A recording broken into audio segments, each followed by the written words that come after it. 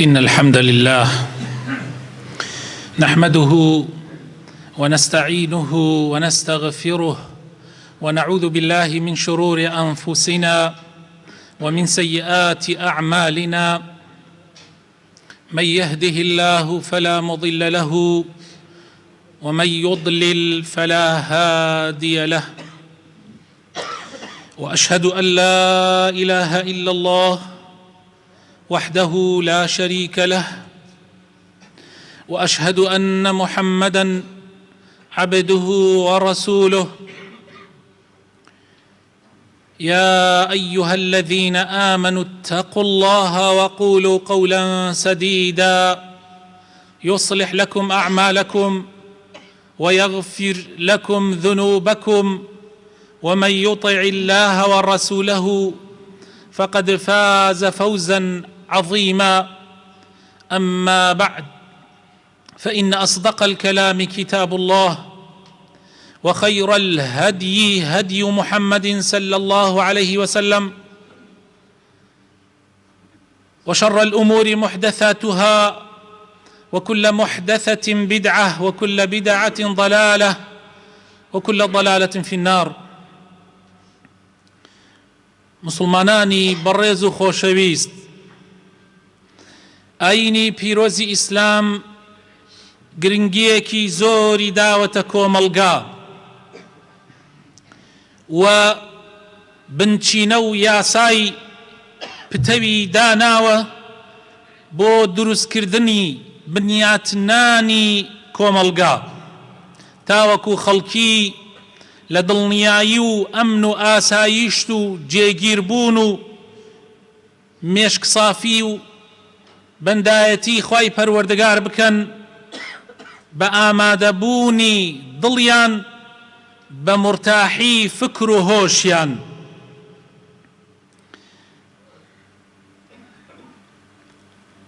لە گرنگترین و گەورەترین ئەو یاسایانەی کە ئیسلام دایناوە بۆ ئەوەی کۆمەڵگای موسڵمانی لەسەر بنیاد بکرێ، ئەوەیە کە هەر تاکێک لە کۆمەڵگای ئیسلام و موسڵمانانە پێویستە مەسئولیات و بەرپرسیارەتی خۆی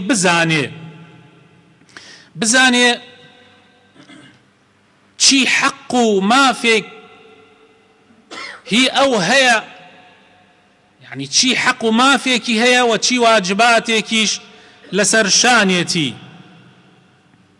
جا ئەگەر هەر کەسێک لە کۆمەڵگای مسلمانان هەر کەسێک هەڵسێ بە جێبەجێکردنی واجبات و ئەرکەکانی سەرشانی بەبێ کەم و کورتی و مافی خۆیشی وەرگرت بەبێ نوقسانی، ئەو کاتە خەڵکی هەست بە ئیسراحەت و دڵنیایی ئەکەن، ئەمن و ئاسایش و ئیستیقرار و ئیسراحەت لە ناو کۆمەڵگایە بەرپا بێ. لەبەر ئەوە خوای تەعالا شەریعەتی ناردووە، پەیامی ناردووە بۆ مرۆڤایەتی. لەبەر ئەوە خوای تەعالا پێغەمبەرەکانی ناردووە تاوەکو مرۆڤایەتی بە ئیسراحەت بژێن، بە ئەمن و ئاسایش، بە تێری، بە پڕی. هەر کاتێک خوا پەنامان بدا لەقیە کەوتە ئەمە مەسەلەکان زۆر خەتەر ئەبێ. لەبەر ئەو گرنگی ئەو مەسەلەی ئەمن و ئاسایش و تێر و پڕی خوای تەعالا لە چەندین ئاەتی قورئانە ئاماژەی بە ئەو خاڵە کردووە. بۆ نمونە ئیبراهیمی خەلیل لە دوعاکەیە پاش دروستکردنی کەعبە ئەفەرمێ: ربي اجعل هذا بلدا آمنا وارزق أهله من الثمرات. يا ربي خوايا پروردگاری من ئەم وڵاتەی کە من بە ئیزنی تۆ بینام کردووە، یا ربی خوايا ئەمن و ئاسایشی تیا بەرقەرار بکەی و خەڵکەکەی تێر و پڕ بکەی لە ڕزق و ڕۆزی فراوانی خۆت. ئەمجا خوای تەعالا وەڵامی داوەتەوە، وەڵامی ئیبراهیمی داوەتەوە: ئەوەلەم نومەکن لەهم حرما آمنا يجبى إليه ثمرات كل شيء رزقا من لدنا. ئێمە ماڵێکی حرمێکی وڵاتێکی پڕ لە ئەمن و ئاسایشمان بۆیان بنیات نەناوە لە هەموو شوێنێکەوە ڕزق و ڕۆزی ڕوەکاتە ئەو وڵاتە. ئەمە ڕەحمەت و فەزڵی خوای پەروەردگارە بەسەرتانەوە ئەی قوڕەیش ئەی بێدینەکانی قوڕەیش. أولم يروا أنا جعلنا حرما آمنا ويتخطف الناس من حولهم. ئێمە ئەو شوێنەمان کردوتە شوێنی ئەمن و ئاسایش، هەر بە چواردەوری ئێوەیە خەڵکی ئەفڕێنرێن، کەس متمانەی بە ژیانی خۆی نییە. دەی ئێوە ئەبێ شکری نیعمەتەکانی خوا بکەن کە چواردەورتان پڕە لە ترس و لە بیم و لە برسێتی، بەڵام وڵاتی ئێوە ئەمن و ئاسایش و تێر و پڕیتیا بەرقەرارە. ئەمە خوای تەعالا بە ئەهلی مەکە ئەڵێ لە سەردەمی پێغەمبەرا صلی الله عليه وسلم. ئەمجا پیانە فەرمێ فەلیعبدوا رب هذا البيت الذي أطعمهم من جوع وآمنهم من خوف. با خەڵکی مەکە پەروەردگاری ئەو ماڵە بپەرستن، ڕەبی کەعبە کە خوای پەروەردگارە کە تێری کردن لە برسێتی، تێر و پڕی کردن، پاشان تەمینیشی کردن، ئەمن و ئاساییشیشی تیا بەرقەرارکردن، ترسیان نییە. کەوابوو هەر کاتێک هەر ملەتێک ڕوو لە خوا بێ و یاساکانی خوا جێبەجێ بکە، بە تەئکید خوای تەعالا ڕەحمی پێکا. بەس هەر ملەتێ یاساکانی خوای پشتگوێ خست، بە تەئکید ئەو نیعمەتەشی کە تایەتی لە دەستی دەرەچێ. وضرب الله مثلا قرية كانت آمنة مطمئنة يأتيها رزقها رغدا من كل مكان فكفرت بأنعم الله فأذاقها الله لباس الجوع والخوف بما كانوا يصنعون. خوای تعالی نمونەی شارێکمان بۆ ئەهێنێتەوە لە ئەمن و ئاسایش و تێر و پڕیا ئەژیان، بەڵام کوفریان بە نیعمەتەکانی خوا کرد، قەدری نیعمەتەکانی خوایان نەزانی، تەفریقە و دووبەرەکی کەوتە نێوانیان، تاوەکو بووە هۆی ئەوەی کە خوای تەعالا پۆشاکی برسێتی کردنەبەری، پۆشاکی برسێتی کردنەبەر. خوای تەعالا ئەمن و ئاسایشی لەسەریان هەڵگرت، لە ترس و بیمە ئەژێن، هەمووی بەهۆی کردەوەکانی خۆیانەوە بوو. کەوابوو نیعمەتی ئەمن و ئەمان نیعمەتێکی زۆر گەورەیە، با بیپارێزین، با شکری خوای تەعالای لەسەر بکەین، پەنا بگرینە خوای تەعالا لە دەستمانی دەرنەکا و دڵنیابن ئەگەر ئێمە خۆمان نەبینە سەبەبەوەی نیعمەتی ئەمن و ئەمانمان لە دەست دەربچێ، خوا لە دەستمانی دەرناکا. ذلك بأن الله لم يك مغيرا نعمة أنعمها على قوم حتى يغيروا ما بأنفسهم.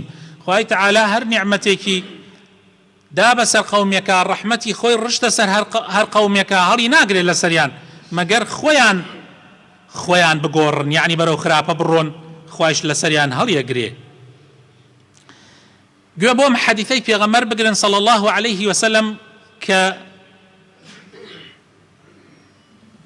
ناونیشانی وتاری ئەمڕۆمانە، لەوانەیە وتاری داهاتوویش، چونکە پێیان ناگەین هەمووی باسکەین. پێغەمبەری خۆشەویستمان ئەفەرمێ صلی الله عليه وسلم تەماشاکەن چۆن یاسامان بۆ دانراوە، ئەگەر ئێمە ئەم یاسایانە پابەندی ببین لە بەختەوەریە ئەژین.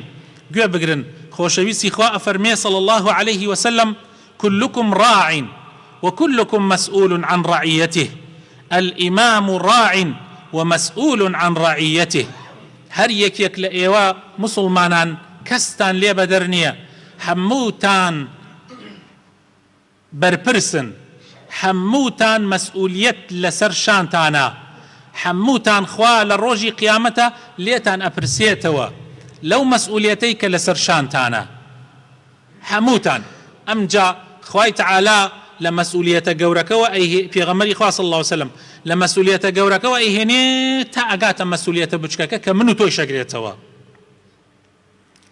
هەر وەکو نمونەی ئەوە وایە تۆ ئێستا ئەگەر تەنها لەناو ئەم مزگەوتەیە دانیشت بێتی، بەس ئەم دەوروبەرەی خۆت ئەبینی، ئەم چواردیوارەی کە هاین لە ناویە، بەڵام ئەگەر چوویتە شوێنێک تۆزێ بەرفراوانتر بوو، بە دەوروبەرە هەندێک کۆشک و تەلاریش ئەبینی کە بەرزن. ئەگەر ڕۆیتە شوێنێ بەرزایی لەوانەیە شارەکەت هەمووی ببینی ئەگەر حتا بەرز ببیتەوە زیاتر ئەبینی حتا بەرز ببیتەوە زیاتر ئەوانەی وا ئەڕۆنە بانمانگ هەموو کوڕەی زەوی ئەبینن و زیاتریش ئەبینن کەوابوو ئینسان تا پلەپایەکەی بەرزتر بێ مەسئولیەتەکەی بەرزترە ئینسان تا چاوی زۆرتر ببینێ یعنی تا دەسڵاتی زیاتر بێ مەسئولیەتەکەی زیاترە ئەوەی کە دەوڵەتێک ئابا بەڕێوە مەسئولیەتی زۆر زۆرترە لەوەی کە وەزیرێکە لە دەوڵەتەکە ئەوەی کە وەزیرێکە دەسڵاتی لە کەسێکی تر کە لە خواری خۆیەوەیە مدیر عامەکە لەوە دەسڵاتی زیاترە و بەرپرسیارەتی زیاترە هەروەها مەسئولیات حتا ئەگاتە مەسئولیاتی تۆ لە ماڵەکەی خۆتە هەمومان مەسئولین ئێمە کەلیمەی مەسئول غەڵەت لێی تێگەیشتوین ئێمە شانازی ئەکەین بە کەلیمەی مەسئولەوە زۆر کەس ئەبێتە مەسئول خەڵق ڕوا گوڕی بۆ ئەبا و پیرۆزبایی لێکا پێ ئەڵێن تۆ بووی بە مەسئول ناڵێن تۆ قوڕ کرا بەسەرتا تۆ بەرپرسیارەتی خراوە سەر شانت خوا لێت ئەپرسێتەوە ئەیها المەسئولون ئینەکم مەسئولون ئەی ئەو کەسانەی مەسئولن دڵنیابن لە ڕۆژی قیامەتا لێتان ئەپرسرێتەوە ئیمامی عومەر ئەی فەرموو خەوی لێ نەئەکەوت ئەیانت بۆ خەوت لێ ناکەوێ ئەی فەرموو وەڵڵاهی بیرەکەمەوە لەوانەیە جادەیەک لە عێراق خۆی لە مەدینە بوو لە عێراق جادەیە تەخت نەکرابێ پای وڵاخێکی لێ هەڵکەفێ پای بشکێ خوا لە ڕۆژی قیامەتا محاسەبەی منی لەسەر بکە ئەوە هەستکردنە بە مەسئولیەت جا مەسئولیەتە گەورەکە پێغەمبەر فەرمێ صلی الله عليه وسلم کاربەدەستی وڵاتە کاربەدەستی وڵات بەرپرسە شوانە لەسەر ئەوانەی کە لە ژێردەستی ئەوان ئەبێ بیان پارێزێ حتا وەکو ئەو شوانە هەست بە مەسئولیەت نەکا شریعەتەکەی خوا جێبەجێ نەکا لە خۆیان واللهی بەختەوەر نابێ لە شریعەتی ئیسلامە خۆشەویستەکانم طبعا با بزانن پێش ئەوەی باسی حەق و مافی کاربەدەست بکەین گەورەترین نیعمەت ئەوەیە خوای تەعالا بەسەر هەر وڵاتێک و ئەوەیە خوای تەعالا کاربەدەستێکی ڕێکوپێکی بۆ بنێرێ کاربەدەستی خەمیان بخوا کاربەدەستێک کوڕەکەی خۆی و کوڕی ئەو خەڵکە وەکو یەک حەساب بکە کاربەدەستێک هەست بە مەسئولیەت بکە هەست بە بەرپرسیارەتی بکە وەکو عومەری کوڕی خەتاب وەکو عومەری کوڕی عەبدولعەزیز کە نەیتوانیوە چراکەی لە ماڵە ئەگەر کەسێ بەهاتایە بۆ لای بۆ میوانی شەوان ئەیوت بۆ لای خۆم هاتی یا بۆ کاروباری بەرپرسیارەتی هاتووی ئەگەر بیوتایە بۆ کاروباری خۆت ئەوە ئەو کاتە لەمپەکەی ماڵی خۆی داگرسان ئەوەیەوە بە چرای بە زەیتی ماڵەکەی خۆی و پارەی خۆی و پارەی کوڕە حەماڵەکەی کە حەماڵیە کرد لەناو بازاڕە بەو پارەیە چراکەی داگرسان بەڵام ئەگەر بیوتایە بۆ ئیشی دەوڵەت ئەو کاتە چرای دەوڵەتی داگرسان ئەوەی پارەی حکوومەت بێ سیرکەن یعنی خۆشەویستەکانم سیر ئەوانەکەن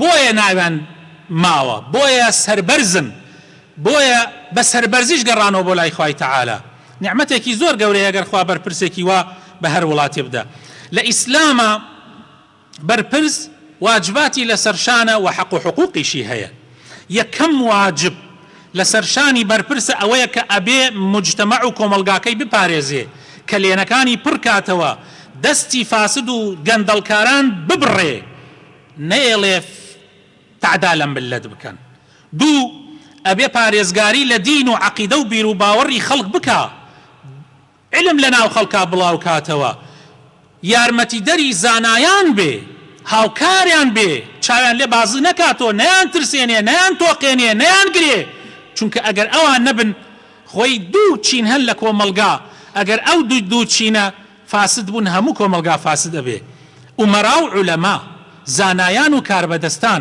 ئەگەر ئەو دوانە تەواو یعنی تەواو یعنی دەست بشۆرە ئیتر تەواو سێیەم ئەرک لەسەر شانی ئەبێت بە جوانی شعائیر و دروشمەکانی دین بە ئاشکرا ئەنجام بدا نوێژ حەج زەکات بە ئاشکرا خۆشی تایە بەشدار بێ چوار ئەبێ حەد و حدودی شەرعی جێبەجێ بکە ئەبێ قانون و یاسا لەسەرەوەی هەمووی بێ ئەبێ هیچ کەسێ لەسەرەوەی یاسا نەبێ نە خۆی نە کوڕی خۆی نە برازای نە ئامۆزای نە خزمی نە عەشرەتی نە حزبی ئەبێ کەس لەسەرەوەی یاسا نەبێ، ئەبێ یاسا لەسەرەوەی ئەوانە هەمووی بێ. نابێ خەڵکێک بکوژرێ کەس حەسابی بۆ نەکا، بەس خەڵکێک بۆ کسێک لێی درێ هەزار دنیای بۆ هین کەیت و بانگی کەیت و تاج بخەیتە سەرشانی. نابێت، ئەبێ فەرق هەموو ئەم عالەمە لە لای ئەو ئەبێ وەکو دانەی شانەوا بێ. ئەبێ عەدالەت بەرپا بکە لە هەموو بنەماکانی دەوڵەتە، و ئەبێ زوڵم نەیەڵێ، و ئەبێ حتا بۆی ئەکرێ، حتا چونکە ئەساسی خۆشەویستەکانم، ئەساسی دەوڵەتداری، ئەساسی هەموو دەوڵەتێک لەسەر عەدالەت بەرپا بێ. هەر کاتی عەدالەت نەما لە چەندێک زوڵم و ستەم قەوی بێ، لە قەوێتیە ئەبچڕێ. بۆیە خوای تەعالی لە قورئانی پیرۆزە ئەفەرمێ وئیذا حەکەمتم بەین الناس ئەن تەحکموا بالعەدل، ئەگەر حکمتان و دادوەریتان کرد لە بەینی خەڵکیە ئەو کاتە بە عەدالەت حکم بکەن. ئەگەر حاکم و کاربەدەست ئەمەی جێبەجێ کرد واجبە لەسەر من و تۆ گۆڕایەڵی ببین، واجبە لەسەر من و تۆ قسەکانی نەشکێنین مەگەر ناشەرعی بێ، واجبە لەسەر شانی من و تۆ سەری بخەین بە قسە و بە کردار، واجبە لەسەر شانی من و تۆ نەسیحەتی کەین، هەر هەڵەیەک هات بکە دەستی بگرین نێلین بیکا و هاوکاری بین لە چاکەکاریە. ئەگەر ئەمانەی کرد ئەبی ئاوا بێ. بۆیە فەزڵی ئەو کەسانەی ئەو دەسڵاتدارانەی کە عادلن فەزلیان زۆر گەورەیە. پێغەمبەر صلی الله علیه وسلم لە حەدیثێکە باسی حەوت جۆر کەسمان بۆ کات لەژێر سێبەری خوای تەعالان لە ڕۆژی قیامەتە، کە لە ڕۆژی قیامەتە خۆر 1 میل دوورە، هەموو خەڵق ئەخنکێن لەناو عارەقی خۆیانە، تەنها سێبەرێکەیە کە سێبەری خوای تەعالایە. یەکەم کەس لەو حەوت کەسەی کە لەژێر سێبەری خوان کاربەدەستێکی عادلە، دادپەروەرە. پێغەمبەری خۆشەویستمان ئەفەرمێ صلی الله عليه وسلم، ئەفەرمێ 3 کەس دوعایان ناگەڕێتەوە، 3 کەس قەت دوعایان ناگەڕێتەوە، یعنی خوا دوعاکانیان قبوڵەکە. یەکەمیان کاربەدەستێکی عادلە. پێغەمبەری خۆشەویستمان صلی الله عليه وسلم لە دوعایەکە ئەفەرمێ یا ڕەبی هەر کەسێک کارێک لە کارەکانی ئومەتی منی کەوتە ژێردەست، یا ڕەبی ئەگەر نەرم بوو بەرامبەریان، بە بەزەیی بوو بەرامبەریان، بە ڕەحم بوو، بیری لە برسی و لە ڕوت و لە فەقیر و لە هەژار ئەکردەوە، یا ڕەبی بەزەیت پیا بێتەوە. یا ڕەبی ئەگەر ئەو کەسە بەرامبەریان دڵڕەق بوو، بیری لیان نەئەکردەوە، بەس بیری گیرفانی خۆی ئەکردەوە، یا ڕەبی خوایە تۆش بەرامبەری بەو شێوە بە یعنی ڕەق بە و بەزەیت پیا نەیەتەوە. 3 جۆر کەس هەن لە ڕۆژی قیامەتە خوای تەعالا تەماشایان ناکە، قسەیان لەگەڵان ناکە، پاکیان ناکاتەوە. پێغەمبەر ئەفەرمێ صلی الله علیه وسلم 3 کەس، یەکەمیان کابرایەکی پیری بە تەمەنی ڕیش سپی زینا بکە، خوا پەنامەمدا. دووهەمیان کاربەدەستێکی درۆزن، کاربەدەستێکی درۆزن بە درۆ بێوێ خەڵک بواتە ڕێوە. سێم فەقیرێکی تەکەبورکەر، یعنی فی الزل. تەماشاکەن خۆشەویستەکانم، ئەگەر ئەو کاربەدەستە عادل و دادپەروەر بوو چی ئەجرێکی هەیە، بەڵام ئەگەر زاڵم و ستەمکار و درۆزن بوو چی حاڵێکی هەیە. یا ڕەبی خوایە بۆ خاتر ناوە جوانەکانی خۆت ڕەحمان پێ بکە، هیدایەتمان بدە، نوری ئیمان بخڕە دڵەکانمانەوە. یا ڕەبی لە بەڵاو موسیبەت بە دوورمان بگرە. یا ڕەبی خوایە یا ئیلاه العالەمین شیفای نەخۆشەکانمان بدە، بە تایبەت ئەو نەخۆشانەی کە داوای دوعای خێریان لێکردین. یا ڕەبی خوایە شیفایان بدە. یا ڕەبی ڕەحم بە مردوەکانمان بکە. یا ڕەبی بەزەیت پێمانە بێتەوە. یا ڕەب العالەمین لە دەوبەرەکی و لە فیتنە بە دوورمان بگرە، لە ئاژاوە بە دوورمان بگرە. یا ڕەبی کوردستان لە هەموو بەڵاو موسیبەتێک بە دوور بگرە. یا ڕەب العالەمین. یا ڕەبی خوایە بۆ خاتر ناوە جوانەکانی خۆت فیتنەمان لە ناو دەرکە، خراپەمان لە ناو دەرکە. یا ڕەب العالەمین. ئامین ئامین.